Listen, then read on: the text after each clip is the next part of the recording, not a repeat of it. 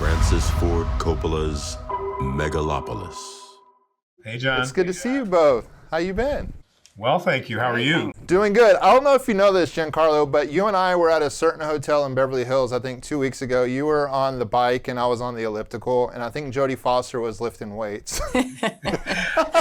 I think I know what hotel that is, and it's great to see you again. Who beat who? Who won? Yeah, exactly. Yeah, we were also at the Rainbow a couple weeks ago, so yeah. Great to see you again. I want to start off with your character. So you actually, is it true you read for this character back in the 2000s? Yes, we did a reading that Francis, Lawrence Fishburne called me. He seems to be the connector between me and Francis, and asked me many years ago if I'd want to be a part of this reading for Francis Ford Coppola, and I said, oh, so I certainly would. And we sat around a table. I think it was Lawrence, me, Billy Crudup, and a bunch of other really great actors. I think even Liam Neeson did a reading of this as well. Oh, wow. Back at that time. And I thought, what is this? And I was trying to figure out in my brain and try to place it somewhere, as we often do as human beings. We try to place it in some place that could be familiar to us. And I thought, oh, this feels, is this, Metropolis? What is this society in this world that Francis has drawn in such a visionary way on paper? And it was an interesting thing to be a part of it then, and truly a gift to be a part of it now.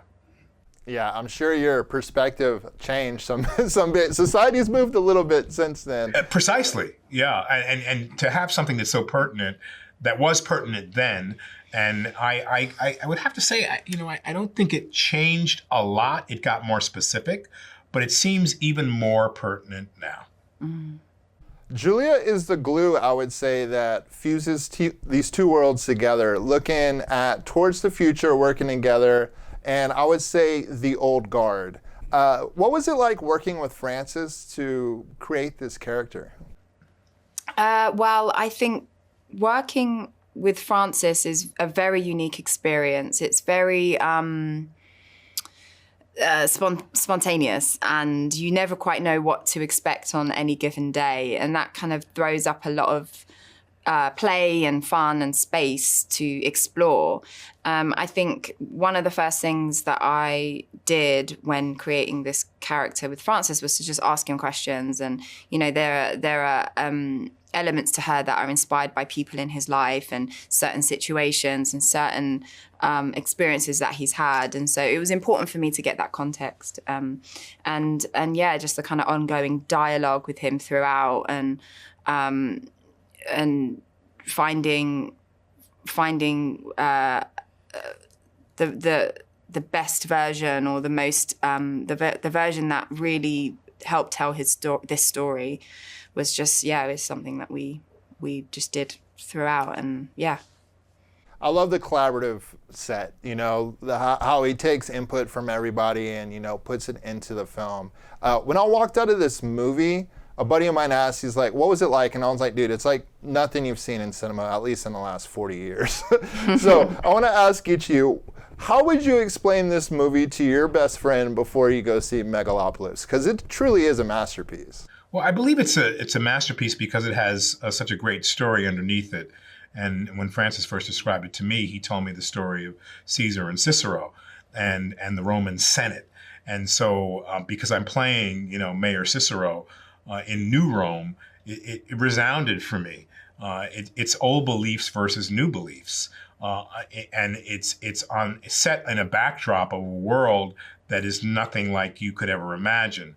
The new beliefs are visionary in how they're rolled out in the film and how they're able to deal with a past time and a present time and a future time.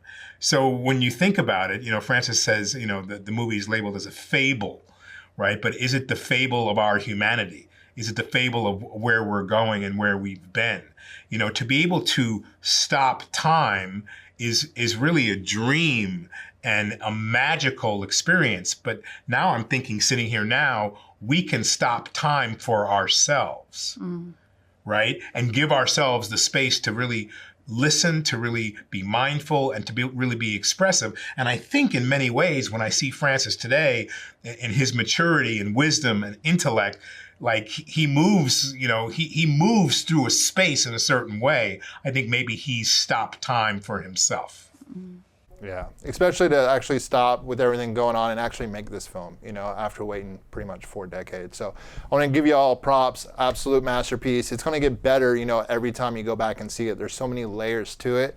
And I'll see you next time, Jim, buddy. Thank you. Bye. Only on the Backstage Experience.